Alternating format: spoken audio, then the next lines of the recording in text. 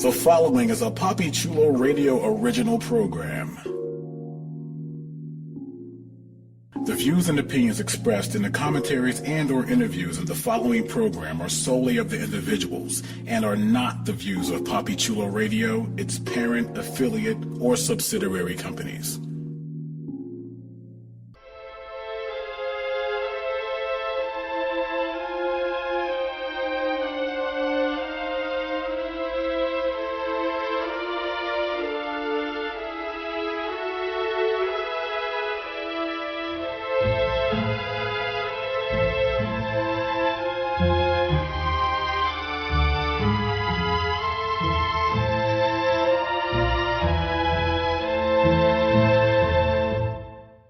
Welcome to Are You Afraid? Coven, the unofficial American Horror Story Coven internet radio show exclusively on Papi Chulo Radio. Today is Wednesday, February 5th, 2014, and I am Papi Chulo. Here on Are You Afraid? Coven, we're going to recap, review, and dissect the latest episode of the hit FX series. We're going to deliver directly to you the biggest news regarding American Horror Story Coven, so you're going to get all of the casting scoops, episode titles, ratings reports, and spoilers during the latter half of the show. But don't worry, we're going to warn you with a spoiler alert. Please welcome my co-hosts, my Covenites, who have all reunited after sort of being apart from some of them throughout these past couple of episodes for our grand season finale broadcast. First up, we have a woman who knows a thing or two about transmutation. It's Cat's Meow. Yay! I even made gin Rickies. No, I didn't. Let me stop lying. I was like, you better get that gin, Ricky. Next up, we have a woman who 2 weeks ago was sliced up into 50 pieces, but with the help of Papa Legba, thankfully, we stitched her back together for this season finale. It's Darielle. Yeah, I got jokes. Hi, y'all. I'm back. I'm always sick, but I'm back. I thought you were going to call Darielle Zoe, or Witch Number 3, because you haven't been here for a minute. You kind of just been in the background, kind of doing your own thing. But now you're back. You know, on the season finale. Exactly. Look at you doing shit. I planned this. Next up, we have a man who's back for one last tea party and necrophilia session. It's Deadly. Oh, yes. What's up? Pink is in the air. At first, I thought you said pink is in the air. Pinkies. Like, no, but pink does like to be vagina. in the air. Oh, I was thinking of the singer. Sipping my tea. And last but not least, we have a man who once was blind but now can see. Marshall Evans. Amazing. Yes, that sure can, child. Yeah, I'm excited. This was, let's talk about this episode. I'll just leave it at that. Let's talk about it. Well, here we go. Let's jump into our recap of the season finale of American Horror Story Coven, episode 313, which was titled The Seven Wonders and aired January 29th, 2014. Here's the official synopsis of the episode. It's very short. A new Supreme rises. So without getting into the episode too much, without getting in too deep, what was everyone's initial reaction? Just your initial reaction, because we're going to get into it all in a couple of minutes. So we'll start off with a gentleman who wasn't here last week, Deadly. You know, I really loved it. And just talking about last week's episode, too, both of them I thought were great. And I kind of wish both of them could have even been centered more in the center of the season, because it just kind of put everything, into perspective. It made sense. We finally got to understand the seven wonders, what these witches do. I loved it, man. Finally woke me up. I finally understood what the hell was going on. There you go, and we'll go to the young lady that wasn't here last week, who was off at Orlando at Epcot with the tickets that Myrtle had given her. Darielle. I feel the same way, Deadly, that I was very full of suspense, and I was excited, and I'm kind of glad everything all came together in the last episode without all the extra rigmarole and one plot twist and another plot twist. It was just straight to the point. Like, we're going to finally get to see what we've been waiting for all this time. So I was definitely excited about this season finale. Marshall, what about you? What'd you think? Well, I'll be honest, I went in with a lot of trepidation. I was for some reason, very nervous throughout the hour before the show, because I really was seeing dark about to happen. And overall, I think I really did enjoy the show, and I think I did like the way that it ended up. And so like I said, I enjoyed the show. I enjoyed the show. I have to agree with Deadly. I kind of wish that some of this energy, some of the storytelling that they used, this directness that they used, had done in the middle of the season. So we wouldn't have been having so many bitch sessions. Because I think maybe half of the episodes we were all like, kill it, kill them all, kill them all. And I think at the end, we were just like, okay, the last two episodes were really good. So, yeah. And what about you, my little calico cat? I felt like the beginning was a personal attack on me. A personal attack. I felt like Ryan Murphy heard my cries about Stevie Nicks and decided to put that bitch in there again. just to fuck with me. Just to fuck with me. And I'm so mad about it. Like, yes, there were some cool parts about it. But I'm like, ooh, it felt like it was the end of season 2 all over again. It was this weird happy ending, ha ha ha, everybody's okay, yay, fucking Lana Banana came on top again. Like, hashtag, goddamn, put some goddamn sunglasses on because your eyes look like fucking marbles. Like, goddamn, I'm happy for you, but shit, like, I just wasn't pleased. I don't give a shit that they gave us an extra 11 minutes of bullshit because I feel like they really dropped the ball on this one. You dropped the ball this season, and I'm pretty sure if they saw this season as a whole, Ryan Murphy, you would have been getting a 4th season. So why don't you pat yourself in the back for swindling everybody out of their fucking time and give me something that's worth to watch for season, bitch. Oh my God. Wow. That's normally what happens when people, get a little drinking. Tipsy. Yeah, I was just going to say. That's what happens when you drink gin Rickies. She drank the whole pitcher of gin Rickies. I did. It's been a long night. I was, celebrating the memory of a friend from the TV show. Whew. Just Balenciaga.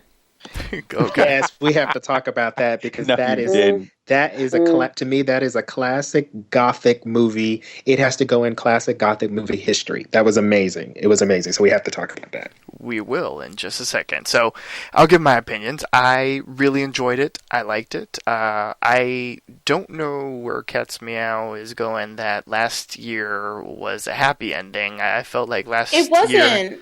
No, but you said this year was happy ending, and that last year was happy ending too. No. Okay, what I meant to say, I'm sorry. Last season, it ended with Sarah Paulson, and it ended with her again. And I just felt like I wanted it to be on a happy note. I'm not very happy the way that it turned out. I felt like they copped out when they could have gone a completely different direction. But I mean, whatever, like, people still gonna eat it up with a spoon. You got those 14-year-old fangirls that should be watching this shit anyway, probably jizzing in their fucking pants about it and tweeting about it. Don't talk about Darielle, please, like that. But I just wasn't, I don't know, I'm happy that you guys liked it. I'm really happy that you all liked it, but I was expecting a lot more. I felt like it started off really strong, and then it dwindled into nothing. But, I respect y'all. Mm-hmm. Well, they still could have kept that long ass music video at the beginning, though. They could have kept all that. Personal vendetta. Hold on, everybody. We're going to be talking about that. Hold on, let me finish. Okay. I enjoyed it. I kept on expecting some last minute twist at the end, because there always seems to be some sort of twist at the end of the seasons, and we'll get to it at the point where I thought there was going to be a twist, but I was like, oh, please don't let this happen, and then all of a sudden, what I thought was going to happen didn't end up happening, and it was a happy ending. So I enjoyed it. I liked it because it was more of a happy, positive ending as opposed to the previous 2 seasons where there was a little bit of darkness. There was sort of a sigh of relief at the end of the previous 2 seasons, but it was still a much darker ending than what we experienced with episode 13 of Coven. So let's actually get into the episode, and we're going to start off at the very beginning. I honestly thought that I had programmed my television for VH1 Classic because I was seeing a Stevie Nicks music video, but it was not VH1 Classic. It was actually American Horror Story Coven, and we started off with all of the surviving members of the Coven starring in their own private music video for Fleetwood Mac's Seven Wonders. It was everyone that's alive, as well as some random cat. I don't know where the cat came from, but the cat had invaded Miss Robichaux's academy and was one of the stars of the music video. We saw everyone preparing for the Seven Wonders. Stevie Nicks was doing her thing with a little bit of bad lip syncing, and then at the end of the music, that bitch to filth. I'm done with you. Well, you would think she would know how to lip sync after all these years. This bitch has been in the game for a century. But still, I know they have music videos in the 70s, bitch. In the 70s, you ain't tripping nobody. They may have been shitty music videos, but at the end of the day, they were still music videos, and you couldn't lip sync your ass out of a box, like out of a box that was filled with fucking packing peanuts, and it was made out of fucking saran wrap. You suck. You suck. What you talking about? Like, I love Stevie Nicks as much as the next person. Like, I love Fleetwood Mac. I really do. I've had sex. I've hunched many a time to Fleetwood Mac, but I ain't hunching to this shit.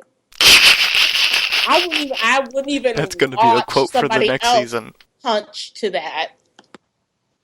That was fantastic. So anyway, Stevie Nicks ends her song. She says, "Good luck, girls." They all smile. Stevie leaves the building. And that was the opening of American Horror Story Coven season finale. So before we jump into that, let's talk about this. Cat's Meow has already given her opinions. Darielle has given her opinions. So, Marshall and Deadly, what did you guys think of Stevie Nicks opening the show? Maybe that's why it was 11 minutes extra. Actually, that's the only reason why it was 11 minutes extra. It was redundant. It was not creative. And to be honest with you, I understand people talk about they like Fleetwood Mac, but Fleetwood Mac has never been something. I would like to slap each of them with a cold beef because I don't understand why we're doing a music video for a song that was done 50 years ago. The reality is I was ready for the show to begin. I think it's. I wanted the show to begin. I didn't want this big music video, and it was all about Stevie Nicks. And I was like, well, it wasn't even about the girls. And also, if she was supposed to represent a witch, why didn't she do some kind of witch thing? Like, at least Ryan Murphy let her do something witchy. Like, show that she had some kind of powers too. But all she kept doing was running around the banister, because I can't stand her voice. It sounds like a machine gun. So I was just sitting, and I was a little annoyed. I was really glad when she said "good luck" when she walked out. I was like, okay, now we can actually begin the show. So for me personally, I just felt like just because somebody likes your show doesn't mean they get a music video. Well, can you imagine that bitch is a witch and she was coming out talking about, "From here on now, I'll be your command." They're like, bitch, I would have probably joined. Don't ever sing again in your I life, was like, please. I was about to get it though. I said, bitch? I didn't mind it. I didn't really mind it. I thought it was, it just kind of set us up a little bit. It was just a quick little intro, the Seven Wonders song. I thought it was kind of cute, man. Just, showed all the girls and everything. It would have been cute if it wasn't 3 hours long. Deadly is sensitive. Leave him alone. I'm not going to lie. Like, Deadly, he be killing me because Deadly don't really say a whole lot of negative things about people. I love you so much. But no, like, let's get down to the true tea. Like, let's put it down. Let's have a sip and let's get down to business. Like, what the fuck? Was that part of the contract? The only way she'll appear in the show unless she can drop some fucking albums and some singles and some releases and some promos? Like, they have the nerve to have her fucking advertisement for her newest CD at the end of the episode. I about damn near lost my fucking mind. And I'm like, so she appeared in seriously half of an episode. She was only sitting at the fucking piano and kept singing about Rihanna. And then like fucking like then she like it was goddamn it, like she sung us out of the episode, and then now this bitch is talking about the Seven Wonders, swinging around the damn banister, being a mess, looking a fool with that heavy ass eyeliner on, looking like Boo the fucking fool, and sounding like just hell hath no fury, and then she went out. She opened the door into a white abyss. Was it a dream? That's her power. Nah, bitch, you ain't got She's no power. the white witch. I'm gonna have to agree with Marshall. The power of You're supposed to be a white witch, bitch. Why weren't you moving doors? Why weren't you opening them? Why weren't you letting streamers fall from the motherfucking sky? You're a white witch. Obviously, white witches don't have powers, but the power they have is they fuck people up with their voice and piss people off. That's their fucking power. Rihanna. It's clearly working. Yes, I'm so mad. Like, when I saw her, Relax, all I relax. could think about was like, take it's a twirl, personal girl. vendetta. Take a twirl, girl. It's okay. Sip on your gin, No, it's Ricky. not. I'm gonna do that. I'm gonna sip on 2. There you go. So let's jump into the actual episode now that the Stevie Nicks memorial concert has finished. So the young ladies gather with Myrtle and Cordelia for a sort of last supper, a carb-loading meal before the marathon that is the Seven Wonders. They all ate, toasted each other, Cordelia paraphrased the Bible and everything, and everyone was ready for the Seven Wonders. And the Seven Wonders began. First up, telekinesis, and that was very easy for the 4 witches. Just to recap, the 4 witches that are trying out, that are performing the Seven Wonders are Misty Day, Madison Montgomery, Zoe, whatever her last name is, and Queenie. Because I don't think they have last names, do they? Does anybody know their last names? No, Mitch, I think Johnson and Williams. No. That was just so ghetto. I don't know. Queenie's last name has to be Jones. Like, it has to be. And I'm assuming Zoe's would be something like Anderson, because I assume a lot of white people have that last name of Anderson, or Peters. Oh, Lord. So it's Zoe Peters and Queenie Jones. Smithers. Queenie Jones! Oh, that's so hot. Queenie Jones. Well, getting back to the actual show. The next wonder that was tested was Concilium, which is mind control. Misty mind controlled Queenie into slapping her own cheeks, and then Queenie got her back by having Misty pull her hair. Then Madison and Zoe were up, and Madison turned Frank and Kyle into her own little plaything, forcing him to kiss her, and then made him lick her boots. And then Zoe made Kyle kiss her, which kind of means that Zoe licked Madison's boots, and then she gave Madison a look as he's kissing her, and then Madison made Zoe strangle Kyle, and Cordelia was like, let's calm this shit down. Then all the girls went to hell in Descensum. Queenie, of course, had already been there. She came back. She escaped the old chicken shack with ease. Madison's hell was far worse, I guess, than hers. She was stuck on NBC's version of The Sound of Music, but she wasn't Maria, of course. She was Liesel. And Zoe woke up. Her hell was that Kyle kept on breaking up with her.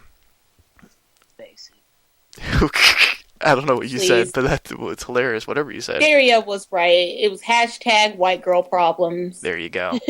I was like, damn, this is y'all hell? That's your hell? My boyfriend keeps breaking up with me. Being on The Sound of Music was your hell? Girl, try frying chicken for 2.5 years. Queenie's hell, I felt that hell. Having random black people yell at you because they can't get 10 wings. That's hell. That's hell. Oh, that chicken looked good. But back to the versions of hell. Misty found herself in her worst memory, which is high school, on dissection day, and she kept on dissecting the frog. She cured the frog, bringing it back to life. One of the students would tell on her, and then the teacher would come and forcefully make her dissect. Then she would bring it back to life, and it was this ever-repeating Groundhog Day type of situation for her. And unfortunately, she never escaped. And I have a lot to say about that. Well, I really do. I will hear you in just a second. So I really do, because I'm so pissed off at Cordelia. I'm really angry at Cordelia. At the start of the test, Myrtle had put an hourglass and basically told everyone that if you don't come back by the time that the sands of the hourglass had gone through, that you would be stuck in hell forever. And then, Misty Days is trying to get out. Everyone is hoping that she comes back.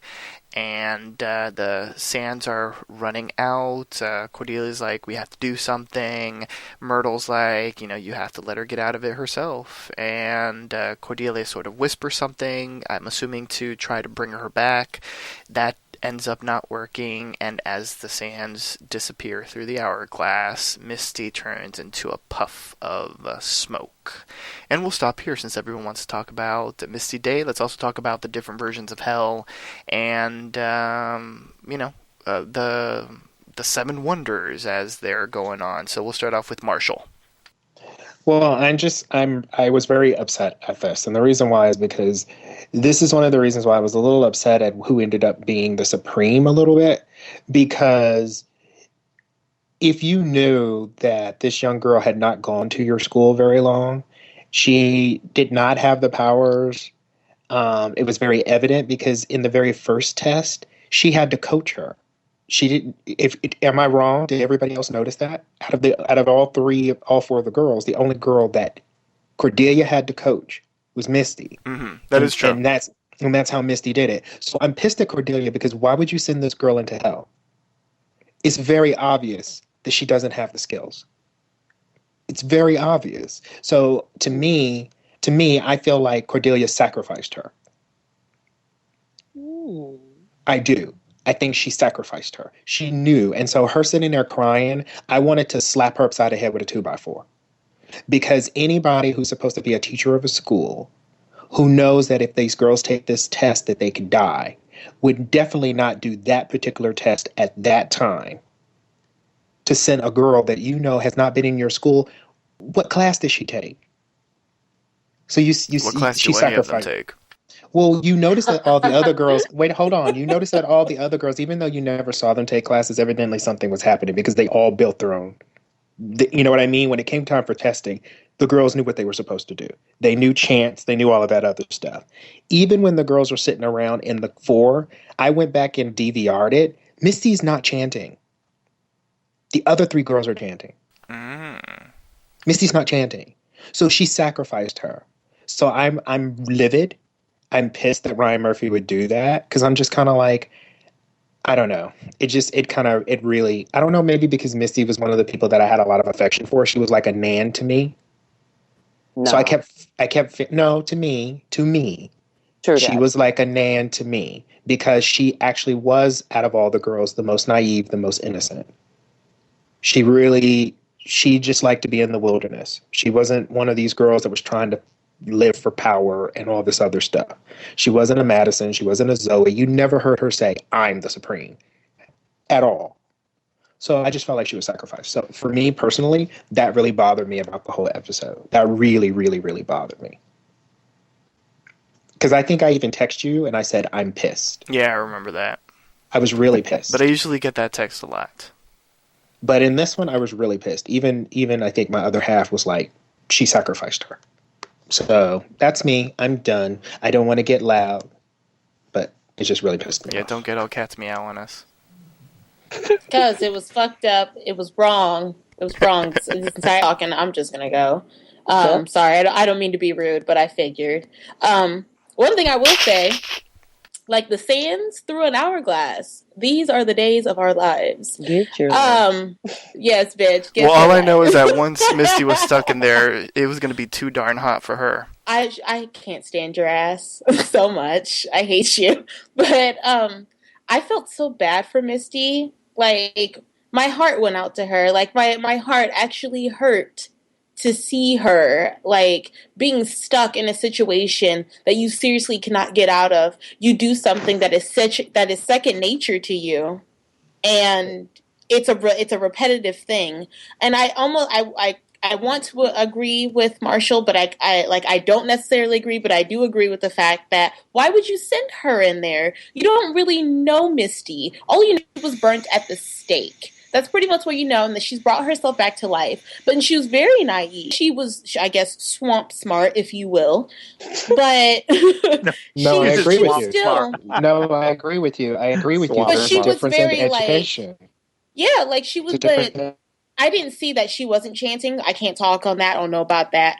But I'm gonna now that you said it, I'm gonna go back and watch. But it was one of those things it just really hurt. It really hurt to see her just doing something as second nature to her, and then no, I'm gonna make you do it anyway. And just seeing it, it's I don't know. It just it made me hurt.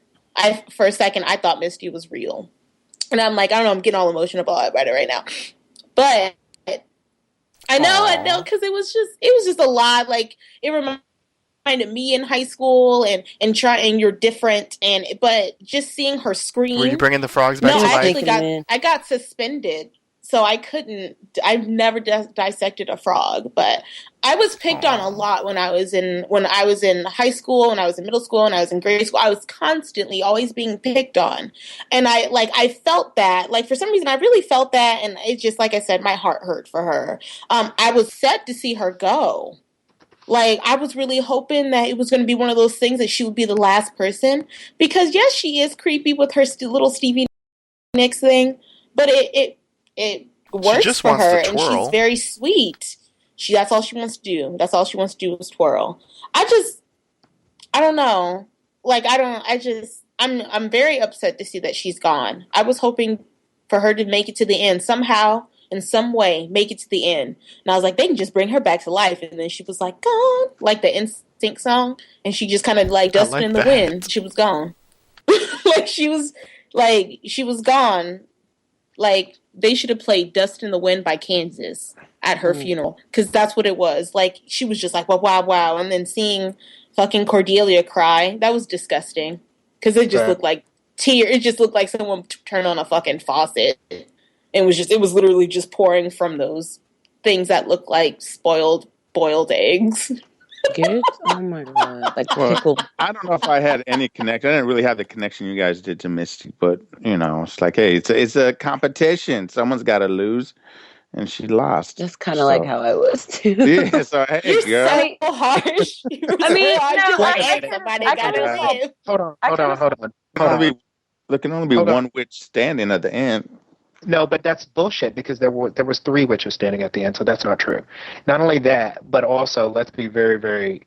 I mean, the reason why I personally didn't like it is I felt like Ryan Murphy did not know what he was going to do with Misty. He had to create a council, and so she just happened to have to disappear. Now, notice Zoe, as we talk about what happens to her and how she gets over, but Missy, all of a sudden, she's in the dust and the wind. You can't even help her. And I think that's where I kind of was wait a minute. Out of everybody that gets what's coming to them, the only person that I felt like even out of, Kathy Bates, out of everything that happens to everybody else, I feel like Missy got something that she didn't deserve, because she has not done anything evil to anybody in this show. And I thought maybe he had some kind of hell. I thought he had some kind of special thing, maybe since she's the swamp thing, and maybe she was going to kiss the frog one day. Did you call her the swamp thing? She's going to kiss the frog, make it her prince or something. I don't know. Maybe no. But it's the bitch turned into ash at the end. Right. It's just what the fuck are you going to bring back after that? Well, damn. I think she disintegrated. And Cordelia snorted her. Hey, but you know what we didn't talk about? I love the slapping. I love that whole stuff when Zoe and Crazy Girl with Madison were going after each other. I love that, and I was really she would make a good dominatrix. Yes, and Myrtle. I was really mad that she was slapping the shit out of her. Yeah, but did you see Myrtle at the end of it? She just took a hit of her cigarette, she liked it all. I know Myrtle. I lived for Myrtle, and she was just bitch. I've seen it all. I went to school with your mother. She's nothing. These bitches don't faze me. Well, I mean, I thought, I did think it was kind of funny when they were in the challenges. I have to admit, I thought that Misty and challenge was a little bit more funny, because Queenie was like, "You can't make me do nothing," because and when she made her slap her, that was funny. I have to admit, that was hilarious, because she was so shocked. And then she kept making her slap herself. So I thought it was funny. And then when she had her pulling her hair, that was funny. I mean, but they weren't trying to kill each other. Now, the whole thing of Madison, I just have to, I was just so over her. So even just seeing her on the screen made me want to throw up. So Wow. that's me. Well, I will be a part of the Misty Day Rest in Peace Club as well. I was sad that she died. I will say I am definitely in agreement with Deadly. I mean, someone had to die. I would have rather Madison to have died sooner than Misty Day, but I didn't want like Queenie to have been the one to have died or something like that, so I was fine with Misty dying. Although after hearing everything that Marshall said, I'm like, that's 100% right. You know, she wasn't really as trained as the other girls, so it kind of makes her death a little bit sadder. To me, that she had to go the way that she did. So let's continue on with the episode because they played a kick-ass fun game of tag next. The next exam, or the next test in the Seven Wonders was transmutation, and they decided to play transmutation tag. You're it, and they kept on mutating all over the place from inside of the academy to the outside. Madison was smiling, Zoe was smiling, Queenie was smiling, everyone was smiling. They got over Misty's death really fast. They were all having their girls just want to have fun moment. Cordelia was like, don't have too much fun now, be careful. And they kept on tagging and transmutating and doing all that stuff and then laughing, jumping for joy, and then bloop. Someone transmutated themselves right on top of Miss Robichaux's gate, impaling herself, and that person was Zoe. So they have Zoe, she's dead, and she actually provided the perfect subject for the Vitalum Vitalis test, the act of resurrection. Queenie, who did it during the last episode, she brought Misty Day back from the dead, but for some reason she couldn't resurrect Zoe, which I thought was very confusing. So maybe we'll talk about that in just a second. Yeah, we will, because that was a bunch of bullshit. Cordelia asked Madison to resurrect Zoe. Madison, being the person that she is, was not having it at all. She instead decided to do her own resurrection combination. She clapped a fly in her hand, killing it. She brought that back to life. Myrtle sort of tried to make her take the moral high ground. If you refuse to do this, then you don't deserve to be supreme. Madison was like, what's deserved got to do with it? If I can do it, then I can do it. And Madison basically confirmed that she would be the next Fiona if she did end up being the Supreme, promising to use all her power of the Supreme for her own benefit. This, of course, left Cordelia feeling depressed, basically saying that her mother had been right all along, that Madison is going to be the next Supreme, and how that's just going to screw up the whole coven. They're all going to become extinct. Myrtle didn't think so. She had a different idea, that maybe the Supreme was sort of right in front of their eyes. It isn't one of the young ladies. It was, in fact, a woman who has royalty in her blood already, that it could be Cordelia. So before we get into that, let's actually talk a bit about Madison, Zoe, transmutation tag, and that kind of stuff. So we'll start off with our Calico Cat. That was bullshit. I'm like, we need to myth bust this entire episode because this shit ain't making no damn sense.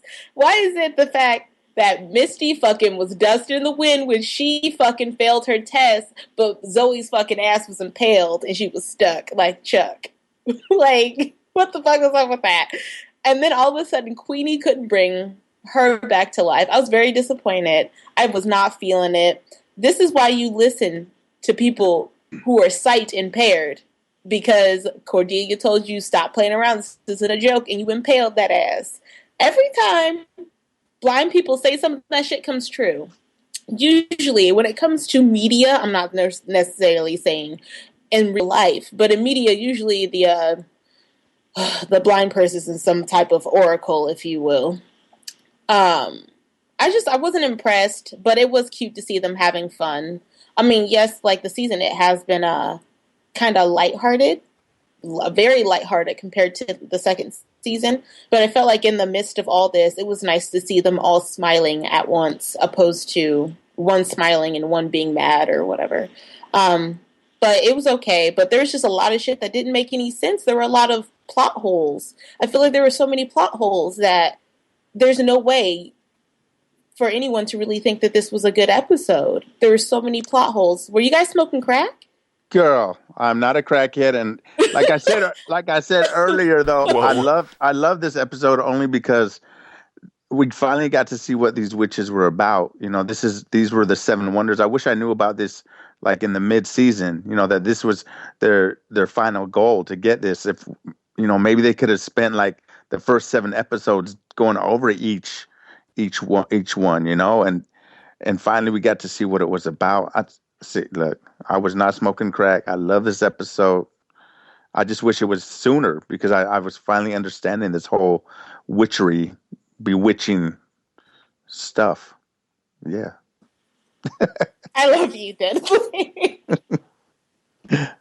I mean, I personally, in terms of the tag, it was kind of a release, and I kind of kept feeling like something was going to happen, though, like when they were doing it, and just because Cordelia did say it, so I have to agree. I don't know about the blind thing, but I just think that Cordelia could see the future.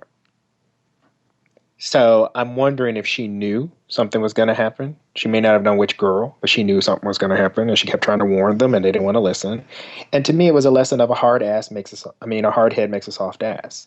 That's what I really felt like it was.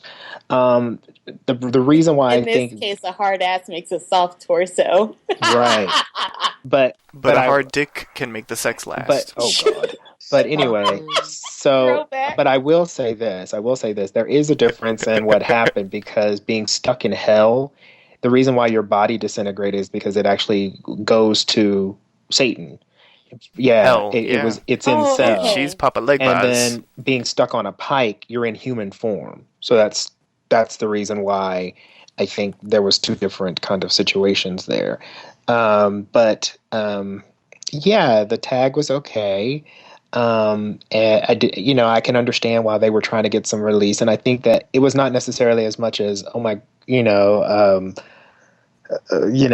god, she died and let's forget about her, as much as oh my god, she died. We need some kind of release because we've been under a major stress, because we don't even know if I don't think this all takes place in one day. I think it started on that day, if I'm not mistaken, but I don't think it all takes place in one day.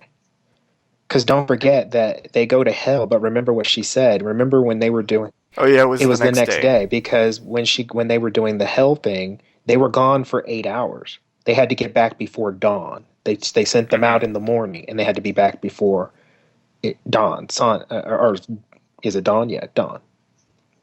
So I think that's what it was in terms of that. So maybe it was just the stress of days of being tested with your strength and your abilities and all of that kind of stuff. So,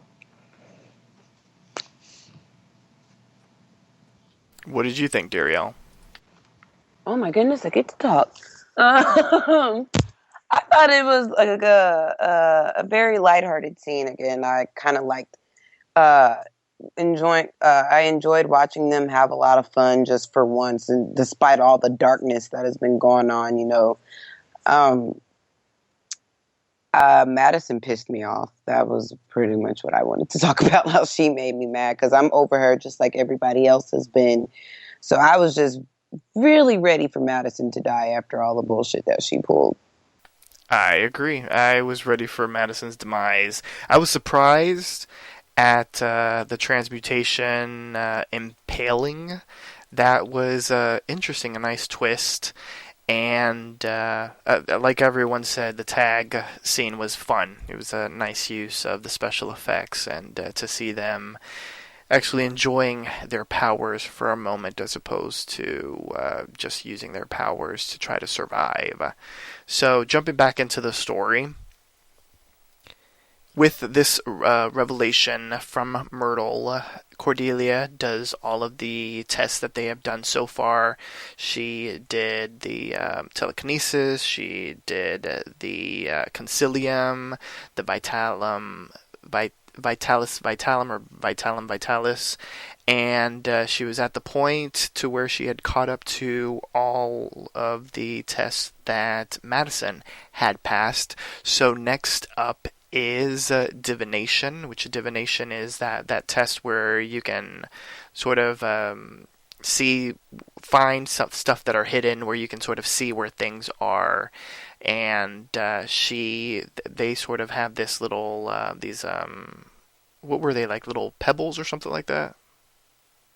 I don't know. If I'm not mistaken, weren't they supposed to be? They were supposed to be like jewels or something like that were broken up.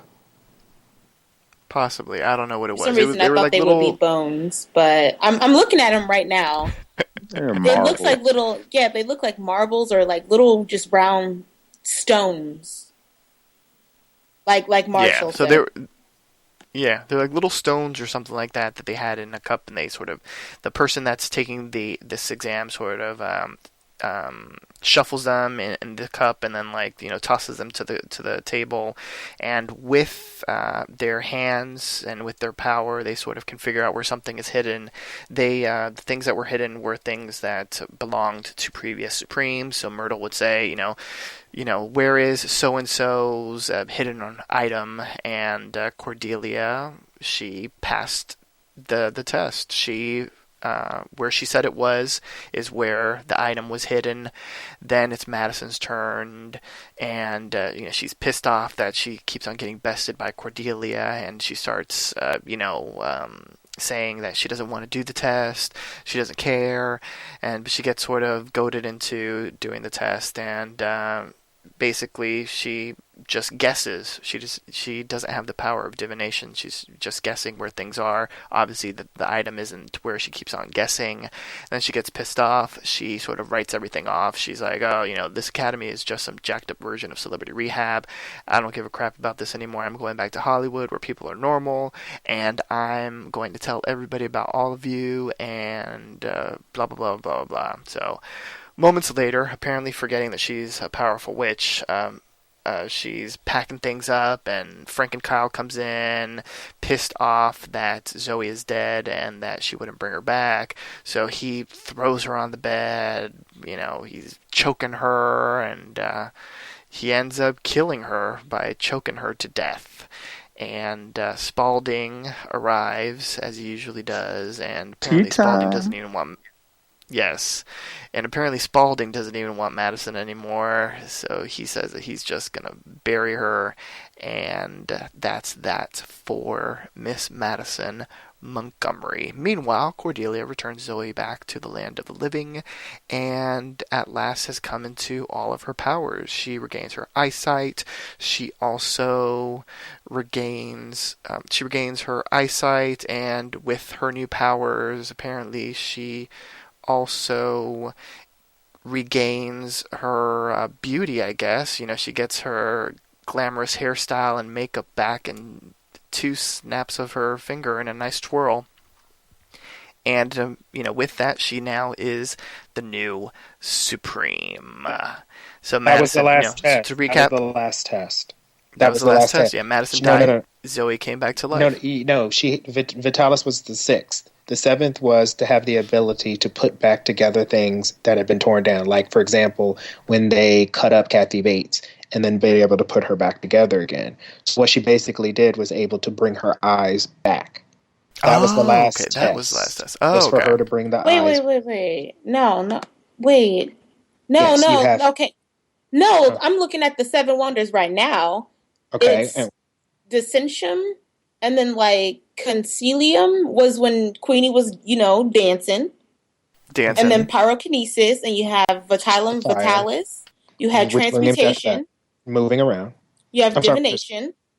Telling where things are. Telekinesis, and that's that is true. I forgot to mention that she did pyrokinesis because she lit up a candle and she also lit up the fireplace. But that's true. But her eyes coming back because when that bitch came back, her eyes came back because a Supreme has the perfect health, so that's why she got her eyes back. That's right. So I knew it was another test, but that has to be what it is then, because you have to be in perfect health. But the other thing that I thought was really interesting, nobody talked about it, and I thought it was a very humorous part, which it was kind of funny because it made me kind of wink at Cordelia because she actually chuckled about it when she had to do Concilium and she made Queenie do exercise. No, she was dancing. Was she dancing or doing She was getting ready to She was twerk. dancing. She was getting it. She's doing aerobics. She was what not was doing making me aerobics. laugh? Well, no, she was doing aerobics. She could not have been dancing because she looked like she was doing. She was all doing kinds what of white aerobics. people think is called dancing. She was doing the it looked like she was doing Beat It when he like puts his arms, like that's what it looked like. So I think she was just dancing. But I thought it was hilarious at the fact that she never turned around, but she put her hands over her mouth because she was chuckling, she was giggling, and that actually for the first time warmed me up to her. That she, if you notice through all the tests, she didn't try to hurt anybody. And that to me is what a Supreme was supposed to do. She's supposed to care about and love the girls, which is probably the reason why I was so pissed off at her about Misty Day. Well, I don't know. You know, I started at the very start of the season, I hated her. And so I think it just says something that by the end of the season, I was really happy to see her be the Supreme. So I don't know what happened through those 13 episodes, but they did something right because I hated her. She was the worst character, and she went through a whole change herself, and I'm sure you're gonna talk about the very ending later. But I think it just all made sense. It all came together to me. Yes, kids, it did.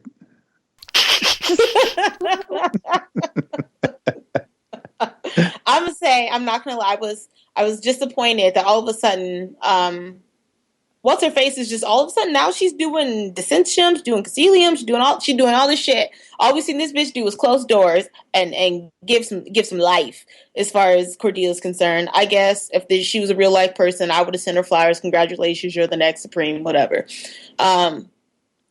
But I couldn't buy it. I couldn't buy it. All of a sudden now you got powers, bitch.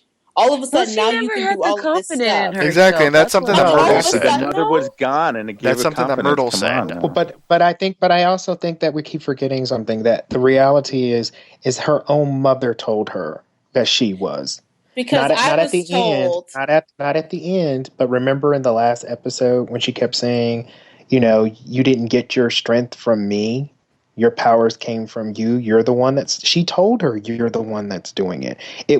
She just couldn't hear it. It had to be her real mother in her heart, who was Myrtle, who said, listen, bitch, wake up.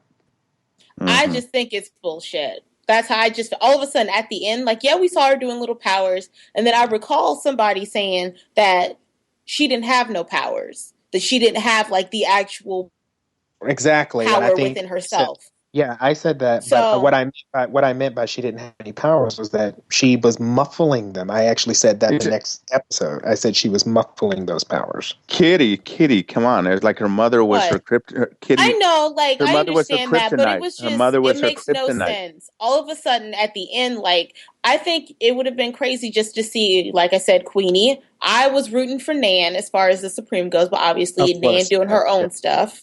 Right. But I just feel like it was just really strange. Like, it was just really weird. All of a sudden, this woman who was barely teaching jack shit up in this school is now the Supreme. No one else feels weird about that. No one else feels a little bit funny that we focused on these girls. And all of a sudden, like, now she's the Supreme. It's just really weird. I'm not changing my opinion about it. Like, it is what it is. Like, obviously, it's been aired. It's whatever. I'm going to go on with my life. But it just didn't make any sense to me. It just really didn't. It wasn't what I was expecting at all. But I mean, I remember you saying something about it, Marshall. But to me, it just really does not make any sense. All of a sudden, when we're almost done with this motherfucking episode, when we're almost done, girl, you can do it. You got the power. Bam, bam, bam, bam, bam. Next thing you know, this bitch is lifting up pianos and laughing at Queenie dancing and making bitches come back to life. Can I also just say something? To me. I hear what you're saying, but can we also just make another point that throughout this whole episode, her mother still maintained power. She was getting the powers, but she had not really, you understand what I'm saying? She wasn't at full strength yet. And so don't forget, when we finally do see her mother, which we're going to talk about later, her mother was completely at that point powerless. She had none. Because at that point, the Supreme had arrived. All of the power was now in her. So, of course, that's why she was able to do what? She did like 5 tests within like 5 minutes. It was one of those 80s massages. It was just like boom, boom, boom, boom. Wait. Okay, because she had the skills. At that point,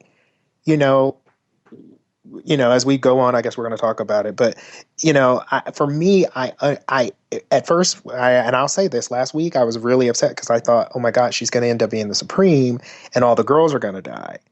And that's what I was scared of. It was my biggest fear, was that all the girls would die, and then she would be the Supreme, which of course would mean absolutely nothing because she would have no coven. But thank God that didn't turn out. She did end up being the Supreme, but the way they wrote it, for me, I understand for you, you don't get it, but for me, it made me feel a little bit more comfortable about it because I got it. I got that if you have somebody because I just think about my own personal life, like you were relating it to your life. If I have somebody, and I know I've lived this, who tears you down every single day of your life, just every time you try to do something, you're not worth shit, you're not going to be worth shit, I didn't see my own potential in my own life. Mm-hmm. I was suicidal. There were several days that I wanted to kill myself. There were several days that I did things to hurt myself consciously and unconsciously. And then once that person was removed from my life and I was surrounded with somebody who really, truly loved me, and I never had to deal with that person again, who, by the way, was a parent, I bloomed, I blossomed. I went to college. I took care of myself. I became educated. I've traveled the world. I've seen all 50 states.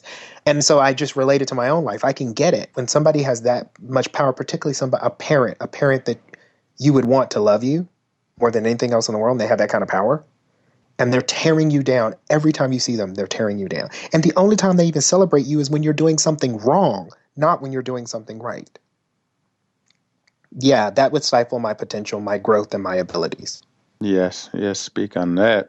Mm-hmm. And I think that was the point of why Cordelia just didn't exhibit as many powers as she did until the end. I mean, as we all sort of learned in the beginning as well, she was also trying to stifle her powers. She didn't want to have powers. She was trying to live the normal life.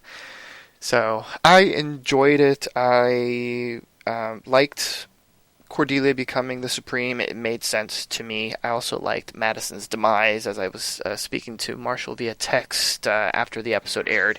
It was very much a parallel of the Frankenstein story that they were doing with Frank and Kyle. Yeah. The creator gets killed by the creature, and that's exactly what happened. So that was very neat. So let's jump into... Did everyone give their opinions? Or did Darielle? No, I personally felt that she died too easily. I really feel like either Cordelia or I feel like the witches should have killed her. I don't understand how the witches would allow her to leave when she threatened the entire coven. And if I'm not mistaken, if you turn on your coven, that's rule for death. Yeah. So I didn't get that. Well, I don't think we got a chance to see what would have happened. Like, I think they were probably going to let her do whatever she was going to do, let some steam out, and as she tried to walk out the door, something would have happened. That's what I would assume. Mm-hmm. But we didn't get to that point because obviously she got offed. Yeah. And can I mention this? Is it me, or is Spalding training Frank and Kyle to become like him? Well, we'll be discussing that. Yes. Okay. Darielle, did you give your opinions? I can't remember now. Okay, good. So let's continue on with the story. We, just to recap, Cordelia is now the Supreme, and what's kind of interesting is that out of all of the remaining Covenites, she's the only person who didn't die this season, as far as those wanting to be the next Supreme. So that was kind of interesting, and who knows, maybe that sort of falls into my theory from last week that once you die, you can't be Supreme because you have to have the perfect health. Who knows? So, boom, we cut forward in time a few months, and we have Cordelia giving a TV interview in which she comes out of the proverbial closet and she says that she is a witch. The witches have gone public, and she basically says women who identify as witches are born as such. It's not a choice being a witch. When you hide in the shadows, you are less visible, and she basically tells the world that they are accepting new Covenites and that they can apply, especially if they have these extraordinary abilities, and that they shouldn't hide their abilities and things like that. So Cordelia promises to be a new kind of Supreme. She's going to rebuild the Coven. She's going to bring it back to the place of prominence, and Myrtle tells her that she's proud of her, and she also mentions that she knows that Cordelia is going to have to perform difficult acts, and one of those difficult acts is that Myrtle had killed other members of the coven, the members of the council, and she says that according to the laws of witchhood, that the witch had to be killed. And so Cordelia's like, you want to be burned at the stake again? And Myrtle's like, the last thing that you need is another ab scam, a Watergate. I killed, so I must pay for it. And in this new montage to another Stevie Nicks song, we see Big Red in red walking through the desert, or wherever the heck that is. And she gets tied up to the stake. And, they're pouring the gasoline on her. And they're getting ready to light her. And, of course, they ask her, does she have any last words? And she just says, just one word. And who would like to say it? I'll do it. She says, Balenciaga! Which is classic. Because they're going to make a lot of money from that, by the way. Yes, I had to look that up, and it's a brand. It's a brand. It is a very well-known fashion brand. Oh, yeah. So when she said that name, and that's why I said that's a classic, and it's going to go down in like goth, you know what I mean? Like movie, goth, that television history. That's that scene. She just wrote her own ticket for that. So yeah. Or Ryan Murphy yes. Did. It was a great scene. It was sad to see Big Red go, but it made absolute sense. I mean, now that Cordelia is the Supreme, I mean, she had to follow the rules, and unfortunately, even though what Myrtle did was very much for Cordelia, I mean, she killed 2 witches, so she deserved to pay the price. And she also helped. She was also almost done with what she had to do, which was build Cordelia up to becoming the next Supreme. So what did everyone else think of Cordelia outing the witches, doing the interview, as well as the demise of Myrtle? Big Red. Well, I love the interview because it was that was so gay, wasn't it? Yes, yes, that was an homage to the gay community. To the gays and coming out and can't hide, be in the closet, and just all in the shadows, and yeah, I thought it was very well done. And then of course my favorite, Big Red. She went out in style, man. She went out in style. She ended up being probably my favorite character. I mean, at the start, she just grew on you every week. You're like, what is this woman doing? It was just insane, man. I have to say, when she died, I this is the first time that I've done this all season, but I teared up because she was such a phenomenal character, and she really was. And you and I text this, she really was by the rules, and she loved Cordelia so much that she didn't. I mean, that to me is a real mother, and proves that motherhood is not about who you're born from, but who actually loves you and raises you. And she didn't even want her daughter to start her reign being a hypocrite, being what her birth mother was. She didn't want her to do that. She really wanted her to be a legit Supreme. And if that meant that she needed to sacrifice her own life for that to happen, then she was willing to do it. And that just, to me, that's a person that has integrity and honor.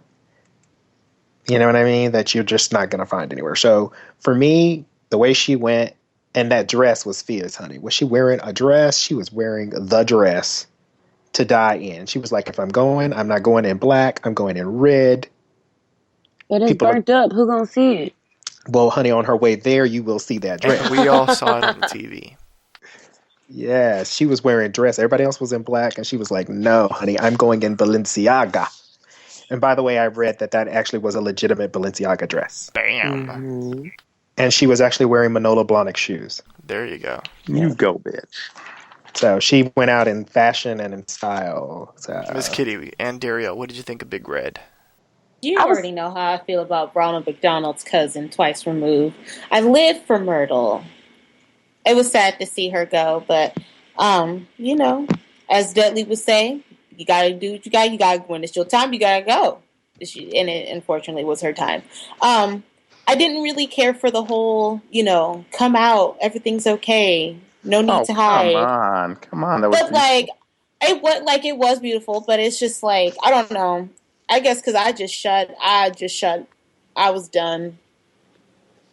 I mean, I was paying attention, but I was done. I wasn't pleased with the episode. But I would have been a little bit happier if, I don't know, like if Queenie or somebody different, not someone that everyone was pretty much expecting. I don't know. I just felt like it would have been different. I feel like Queenie would have put it in a different direction. It would have been heading towards something else differently. But I mean, you already know how I feel about the damn episode. I didn't give a fuck. It was a plot twist ish, but it wasn't the plot twist we would have expected. But as far as Myrtle goes, I was kind of sad to see her go, but she died like a G, so I was just like, yes. I was like, fuck it.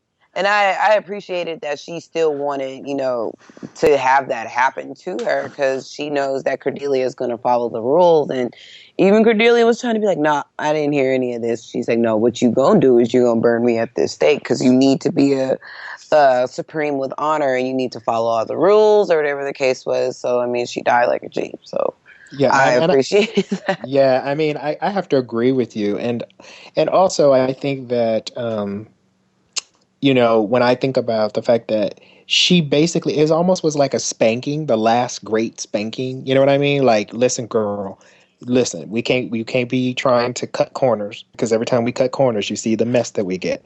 And also, I think I appreciated her doing the thing, because if you looked, there was no coven left. Yeah. And so but there were a whole bunch of witches out there who were also at the mercy of witch hunters.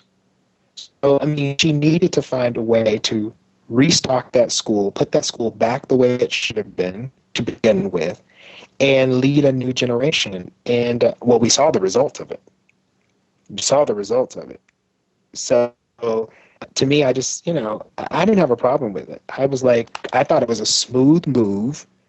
And who was going to fuck with her? Because at this point, her mama didn't kill everybody on the bad side. Also, I don't know if anybody else noticed, but in the end result, did y'all notice that black and white were together? They were. Black and white were together. Mm-hmm.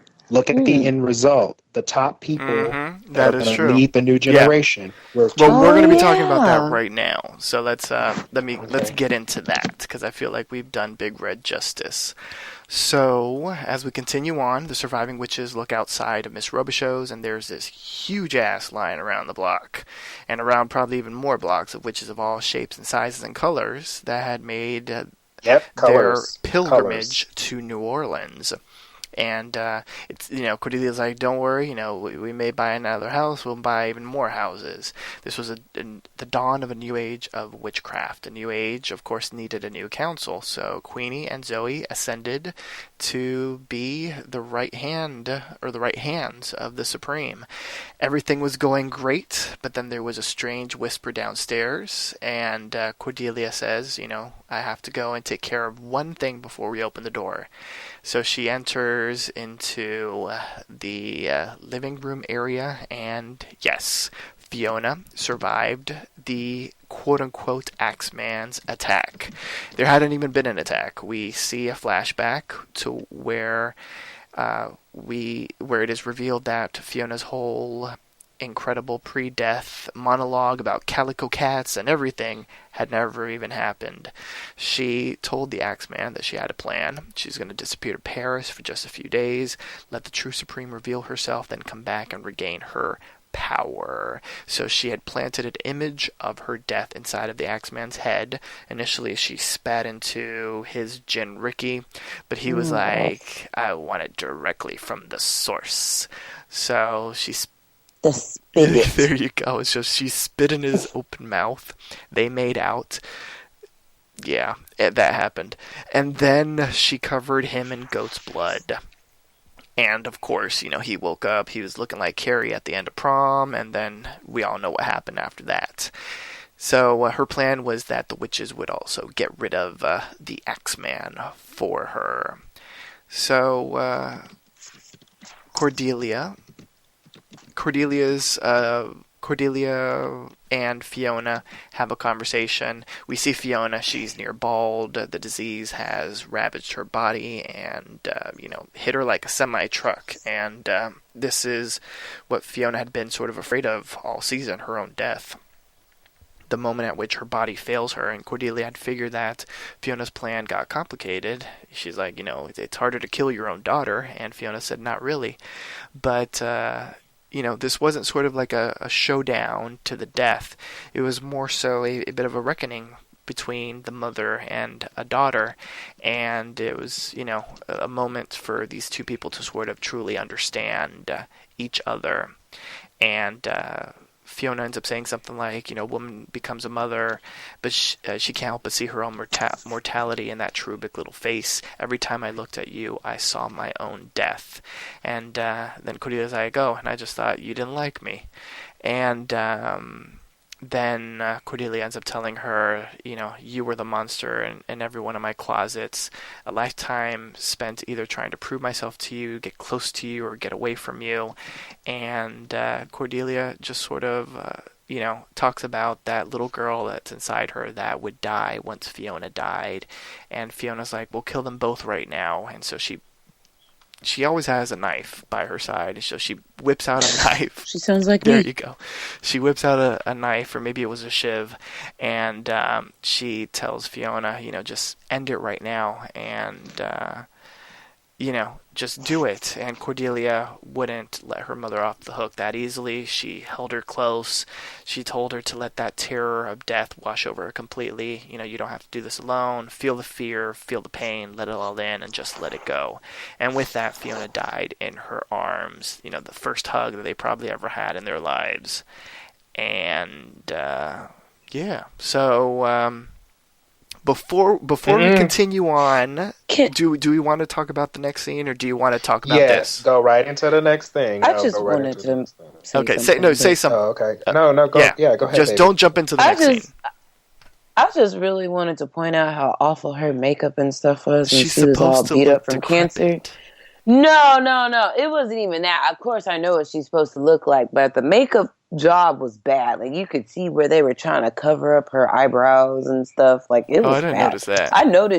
I noticed shit like that. Like, who did this? They did not do a good job. Like, it looked shoddy, and it really irritated me. So that's all I wanted to make. Okay. Well, let's jump into the next scene, and then I'm going to get everyone's opinions on Cordelia and Fiona before we wrap things up. So, Fiona woke up in her own personal hell. She was in this shithole of a home in the country, and trapped forever on the farm with the Axeman. Of course, he had catfish with him for her. He had the promise of the gin Rickies. She slapped him. He punched her back, threw her on the floor. She's like, I can't spend eternity here. This place reeks of fish, cat piss. What is this? Naughty pine. And then, she's sort of stuck in this hell, and at one point she's like, where's Cordelia? And the funny thing is that she's stuck in this place, and I don't really think the real true hell is that she's there with the Axeman and with gin Rickies and catfish. I think the true hell is her sort of realizing all the time wasted that she spent on living the glamorous life, not giving three shits about her daughter. I think That's her right. personal hell is not having Cordelia there and not having her daughter with her. And then, way in the back, we see Papa Legba waving hello, maybe a nice little welcome to hell to Fiona, laughing, and Fiona trapped in a terrifying domesticity. So let's get everyone's opinions on... Well, I'll continue on, and then I'll ask everyone's opinion, since I already sort of started giving my opinion. I really loved these final two scenes with Fiona and Cordelia. I sort of bitch a lot about Sarah Paulson because I feel like the way that they write her character sometimes can be a little bit annoying, but I really think she brought her A game throughout this whole episode, and I think those two scenes with Fiona really prove why American Horror Story has been so successful, and it's been because of Jessica Lange, because those two scenes are proof as to why Jessica Lange is such an outstanding actress. I mean, there was just, you could feel every emotion that was going through Fiona in those final two scenes. You could sense just the finality of her life in that scene with Cordelia, and then you can sense the whole amount of regret that was going through Fiona's system, as well as despair and sort of that last chance to atone for all of the mess that she had done with her own daughter in that final scene in her own personal hell. So major props to Jessica Lange, because those two scenes were some of my favorites of the entire season. So, everyone else, what did you all think of the end of Fiona and her own personal hell? We'll start off with Deadly. Just like you said, man, she's in a league of her own. I mean, Jessica Lange just made this season for me, and those last two scenes were incredible, man. I mean, the whole scene, when she was dying in Cordelia's arms.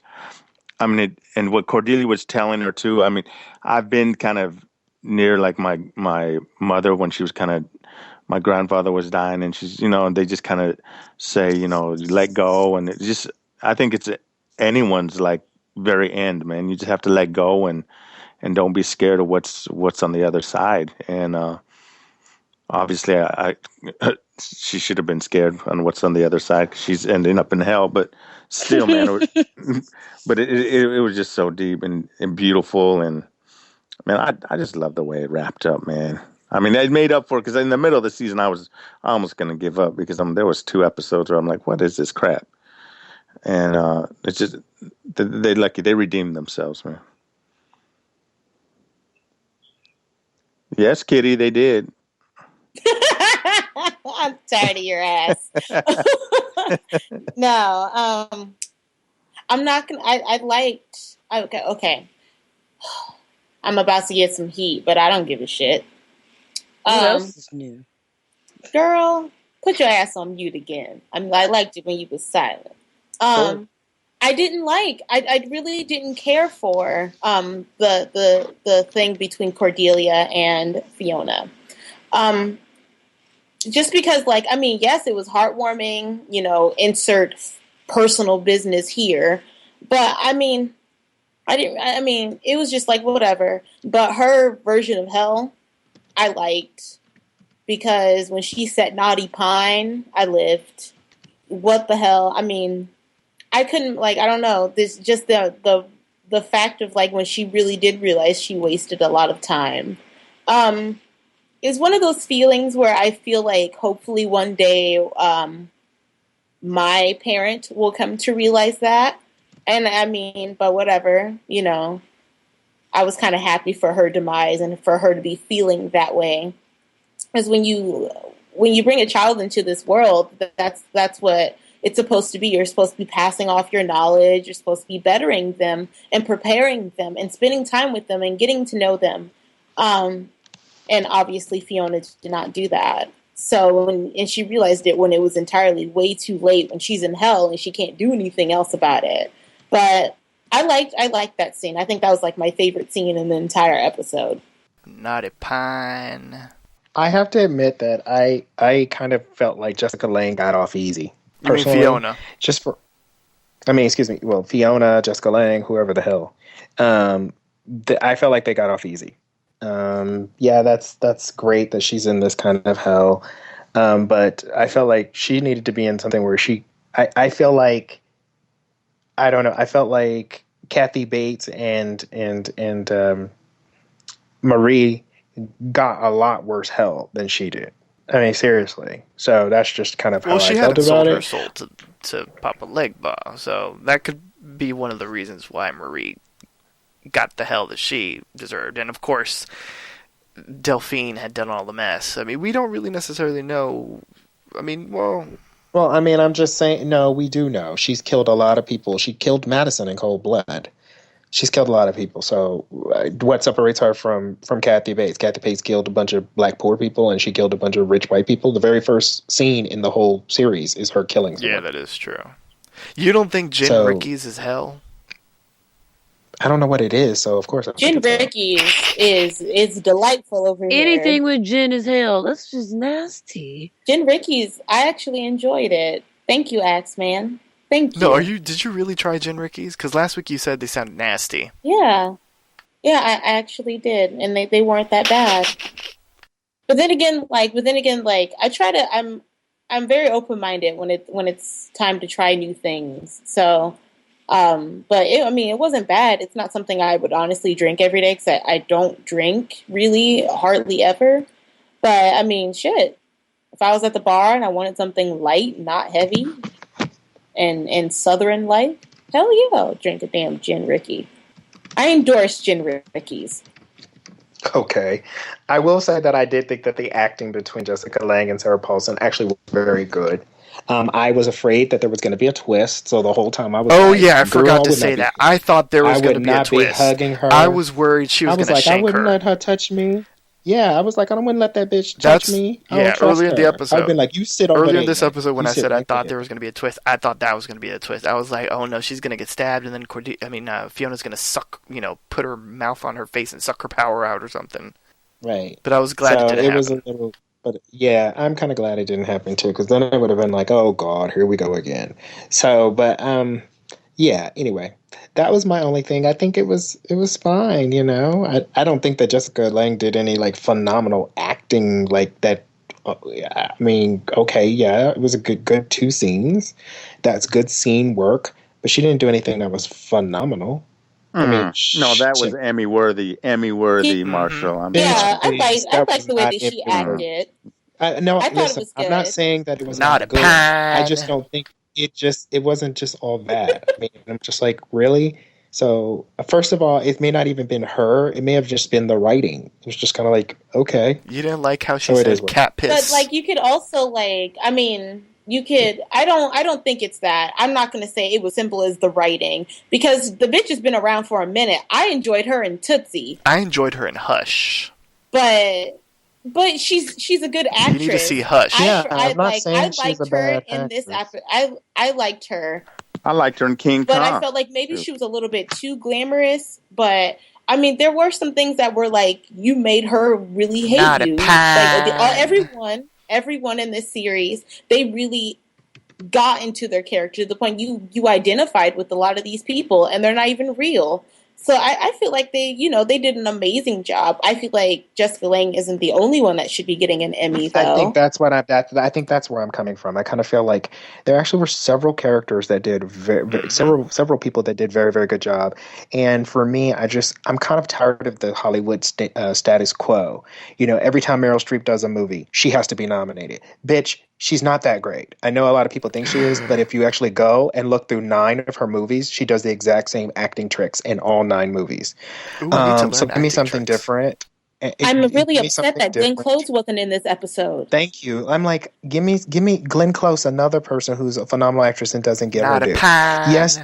Yes, it's great that Jessica Lange has done stuff, but also she does the same kind of acting tricks over and over again. So for me, I prefer people that, even if they've done a great body of work, there really is some differences in what they bring to each character. Sometimes I feel like I see Jessica Lange just like I see Will Smith in every movie. I don't really see any differences. So that's just me personally. Because Will Smith is the comfortable black guy. Well, I mean, but I'm just saying, I mean, I'm not knocking Will Smith. He does what he does. He does it well, evidently. So I'm not knocking anybody. I'm not knocking Jessica Lange. But I'm just saying, for me personally, as an actor, just like Deadly is an actor, I just personally feel like sometimes her choices are the exact same choices over and over again. So it's easy. We know that if you have certain writing to kind of turn phrases and things like that to, but there's a lot more.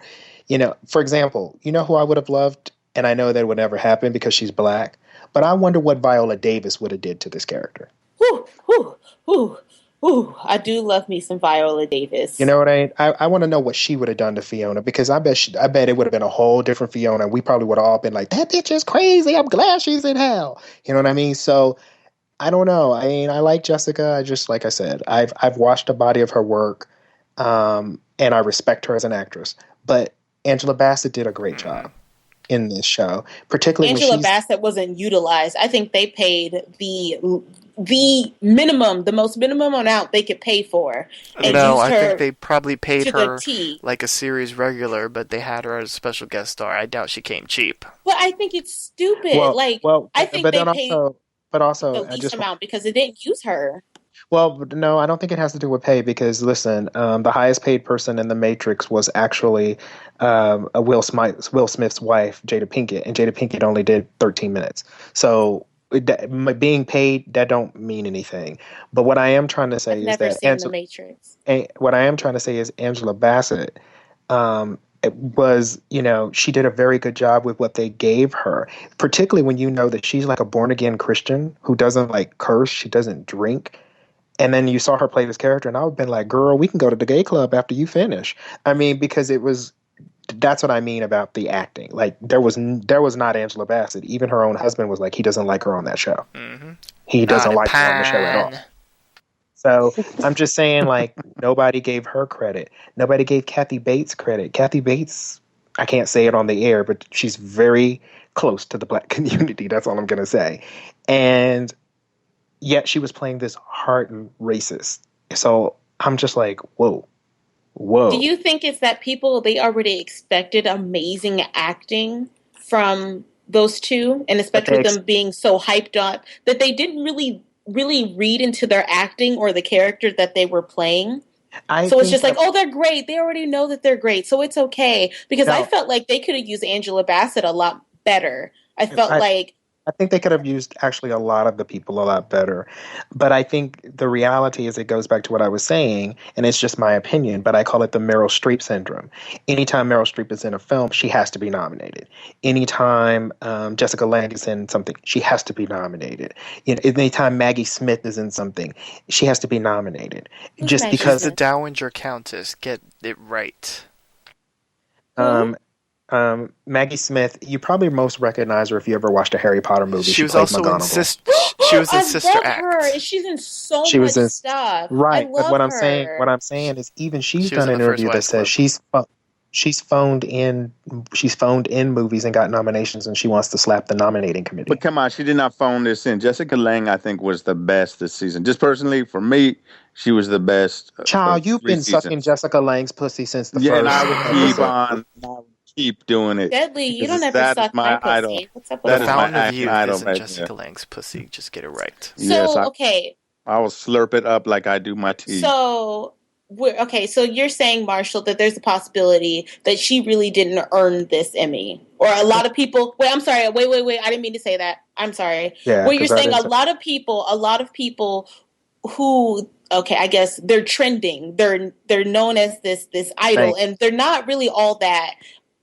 It's one of those things. Like I can understand what you're saying. You're getting tired of seeing the same people being recognized when you think they're not truly worthy, when they really don't. Because I mean that's what I got. But I can agree with you because I like Jessica Lange. I thought she was amazing. I think she did amazing in this season. But I kind of felt like I was watching Constance from the first season. I felt the reason I didn't like the way that this ended because I felt like this was like a Lana Banana Sister Jude thing all over again, but in the 21st century. So it was really weird. I just felt like he was trying to connect a lot of the previous seasons into this one. And I just feel like that's not fair because these are three different stories. There's no reason for, them to be paying homage to the skeleton boy or, him being a skeleton in this, even as a car driving past. I thought that was irrelevant. The fact that, Kyle and Zoe are together to make up for the fact that they didn't get together in the first season. I just didn't like that, but whatever, fuck it. It's over and done with. Yeah, I mean, and please understand when I say this, I am not hating on Jessica Lange. I think that she has done some amazing work. I think she did good work here, but I also believe that there were other people in this series that also did great work. Frances Conroy, the character that played Myrtle. She's always good. Nominated? Well, the nominations haven't come out yet. The Emmys are in. No, I'm talking about for Golden Globe. She wasn't nominated for that, but Jessica Lange. Yeah.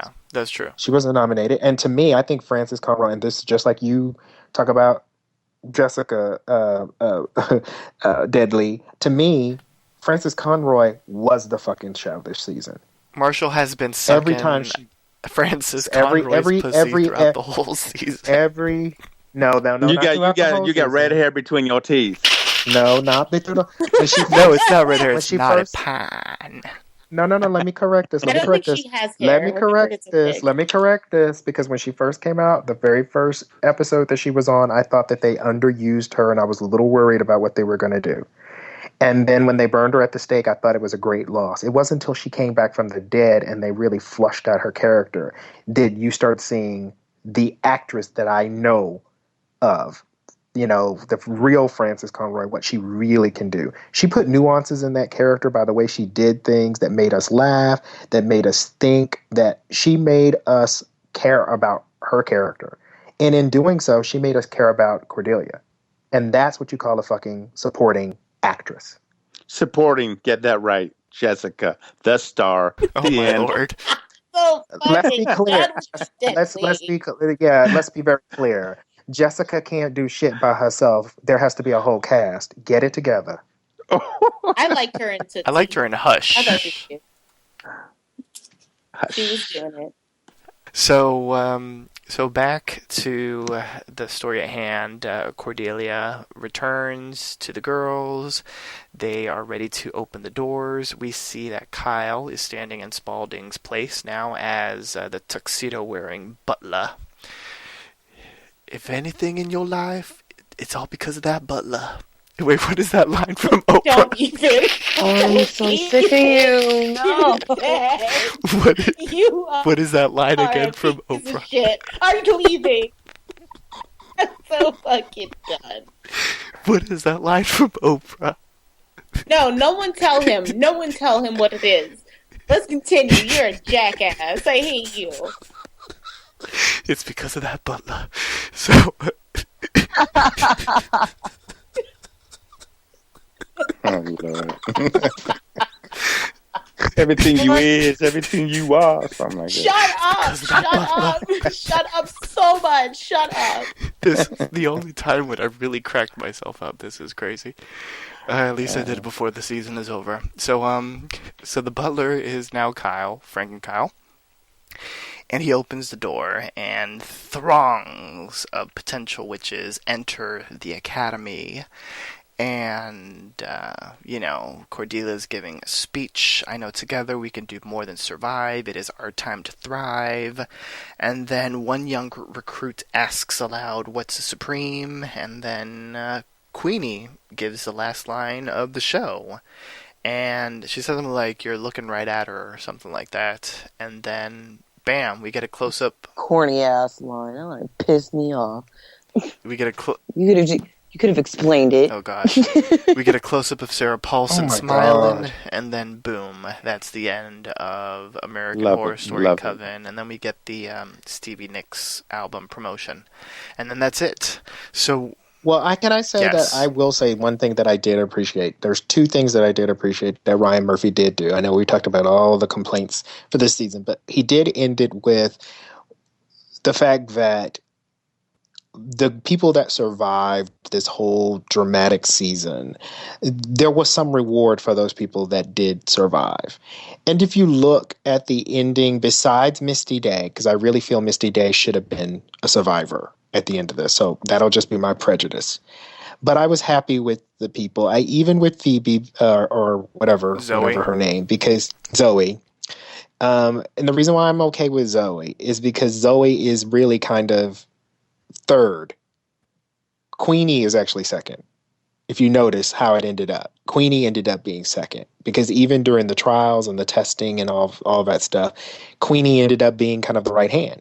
If you notice, so she was ascending into her position easily. Because of that butler. So, I will say that the only thing that didn't make sense to me is that the council is supposed to have 3 people.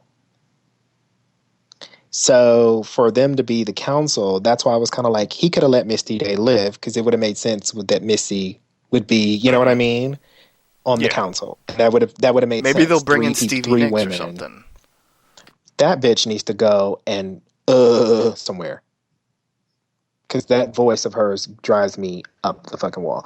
But I will also say that I was glad that at the end, he did bring the races together. Because if you notice at the beginning of the show, it was very lily white. Now with Queenie being on the council and being the right hand and also being one of the most powerful witches, it kind of makes sense now.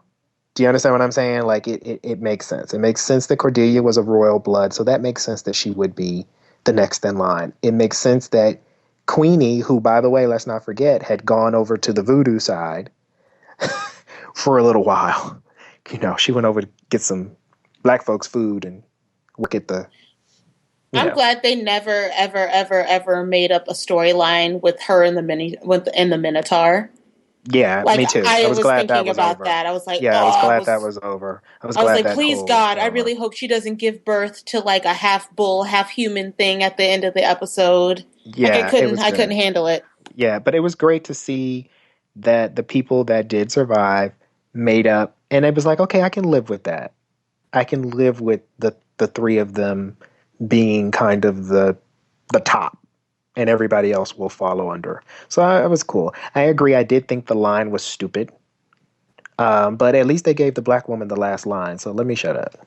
Don't all start talking at once. I thought Jeffrey was going to say something. Okay, let me go because there's two words I got to say about this season, and Marshall gonna love this. Oh Lord, Jessica Lange. oh, please. She made the season for me. I mean, I just can go back from the very start when that Coke scene of hers, and she's just twirling with and she sucked the life out of that one guy. And then there was even when she killed the first okay, we don't need a review. You said two words.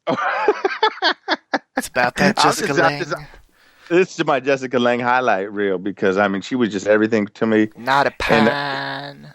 Yeah, indeed, ending it like that. Calico Cat. It was just incredible, man. I mean, all these supporting actors and actresses supporting were very good, but I mean, this was the Jessica Lange show, and bring on season 4 because this got me all hyped up. I loved how it ended, and we're going to give grades later. Now I'm thinking right now.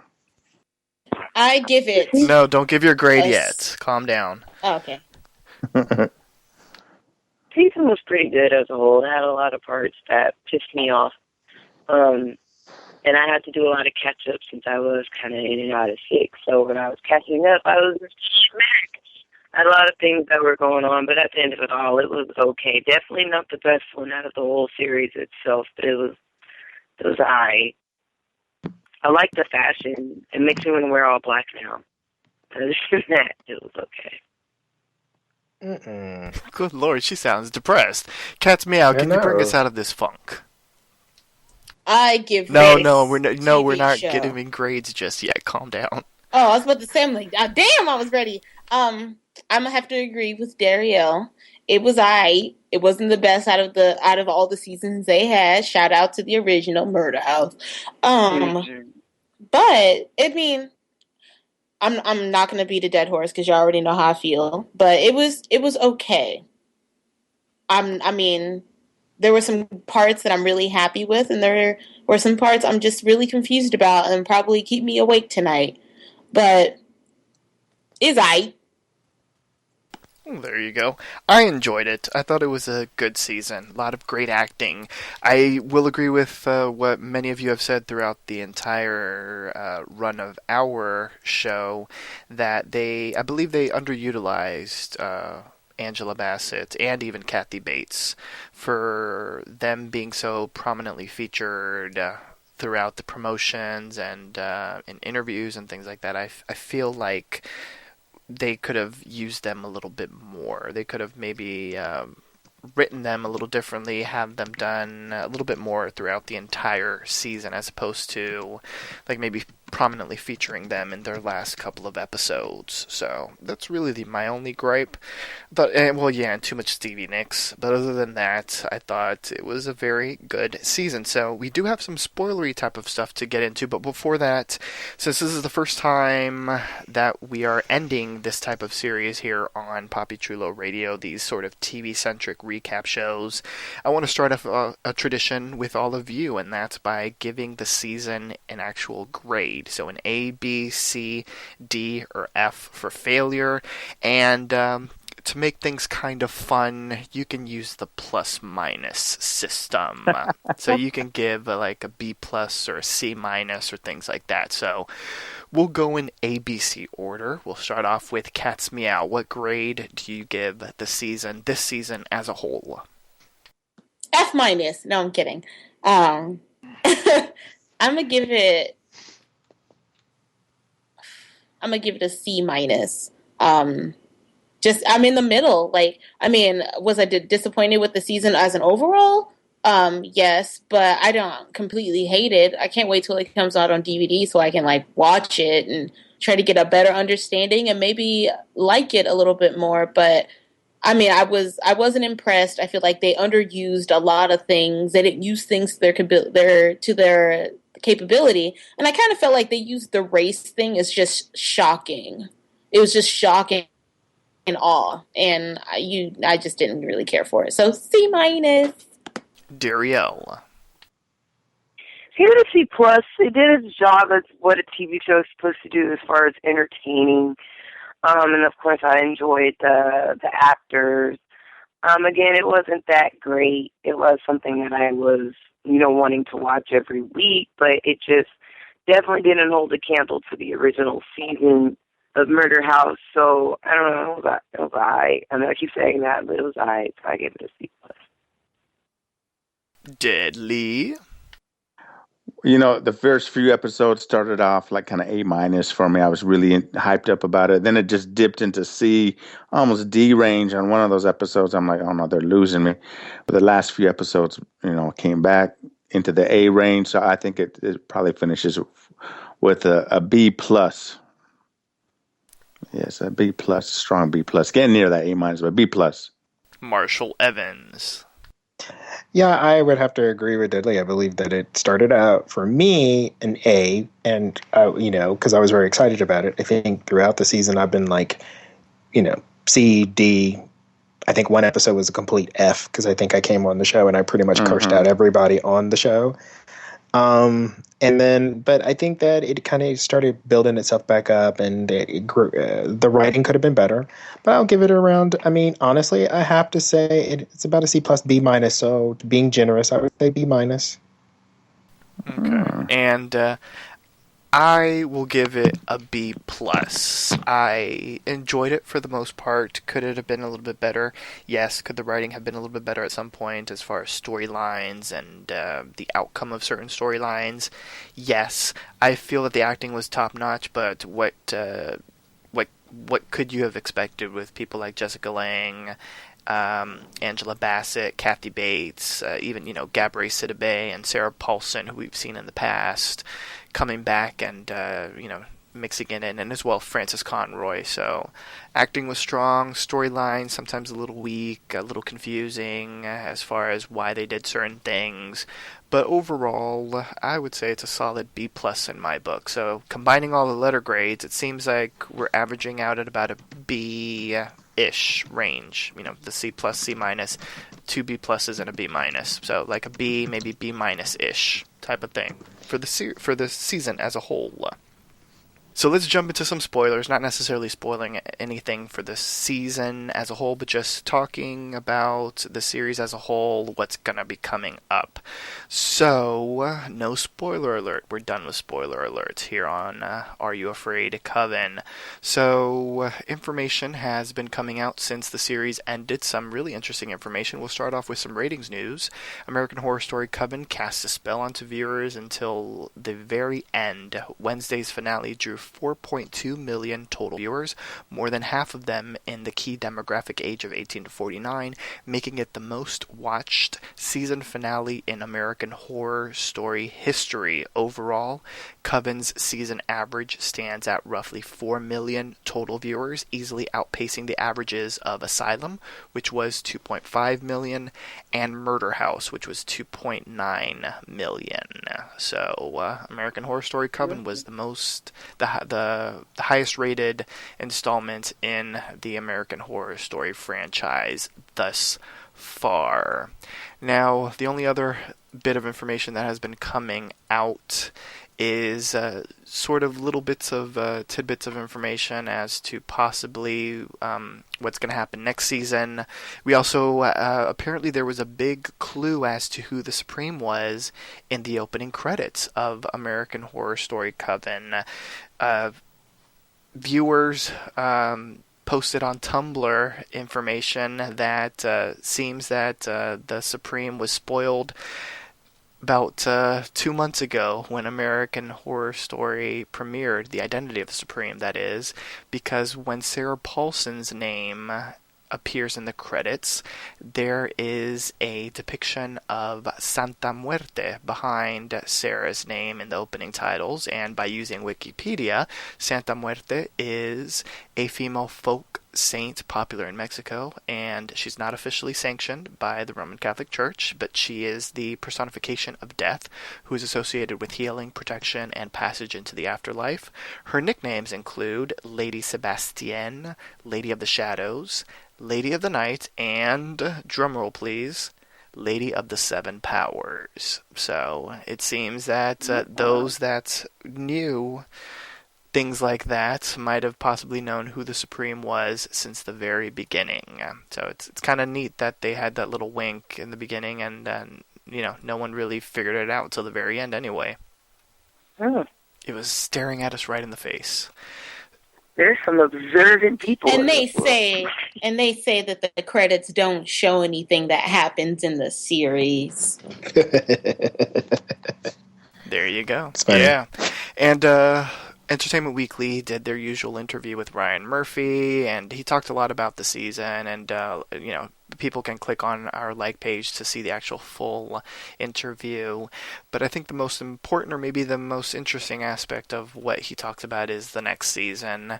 And he's asked, has anyone guessed what the storyline is going to be? And he's like, no one has guessed it. People seem to really want American Horror Story Circus, and he just sort of says that it's interesting to see basically what people guess that the new season will be, but that no one has guessed what it'll be. And they even asked him about season 5, which would be not this fall, but in fall of 2015. And they asked him if he knows what it is, and he says he does, because it's radically different. It's a radically different idea from the stuff that we've been doing, and it will take a lot of planning. They ask if next season will be a little bit darker, and he says that it's going to be a combination of things, a combination of 2 time periods, with the main one being in the 1950s, and they haven't started writing it yet, so they don't really know the tone, but he says that he liked that they had a lot of comedy in this year, and he likes comic characters, so that's something that's going to be remaining in the new season. What we do know about season 5 that we can discuss is what's already been announced, that it's going to be taking place in the 1950s. More than likely it will be in Santa Fe, New Mexico, and that Jessica Lange has been practicing a German accent.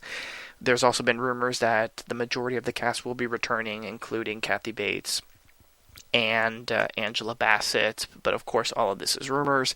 They have just started signing contracts and things like that, so I'm assuming within the next couple of weeks they will be announcing who is going to be in the cast, as well as what the subtitle for the season will be.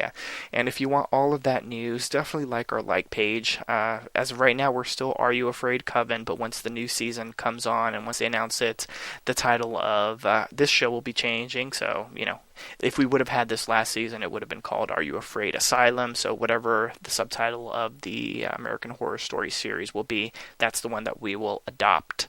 So like our like page for any information on the upcoming season. You can go to facebook.com/PCR Are You Afraid? That's the letter P, that's the letter C, the letter R, and then the words Are You Afraid? Facebook.com/PCR Are You Afraid? We want to thank everyone for tuning in to Are You Afraid Coven. Thank you for joining us these past 13 episodes.